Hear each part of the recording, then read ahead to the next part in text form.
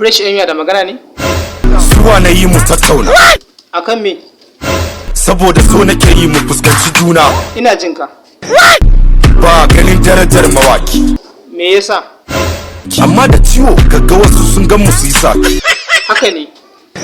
Takaici ya sani zan cika baki. Kasar nan abubuwa da yawan su sai da mawaki. Inda za ka yi tambaya yana da amsa. Za ka iya kawo min gudunmuwa da kuke bada guda 3? Abu na farko kun san mawaki ne jigon siyasa. 1. Sannan mawaki shine jagoran nishadi. 2. Garin aure ma da gudunmawar mu. 3. Masana'antar mu duka muna yakar junan mu. Me yake kawo haka? Hasada da kin juna kullum ya hana cigaban mu. Mu hada karfi da karfe don mu ceci abincin mu. Ka faɗi gaskiya mana. Ka faɗi gaskiya ce ka yi hau. Me yasa? Mawakan arewa duka idan ka dauka babu mawaki daya da ya taba rainan mawaka. In mawaki ya taso da kokari su tallafe shi, da irin wannan taimakon da yan kudu suka tashi.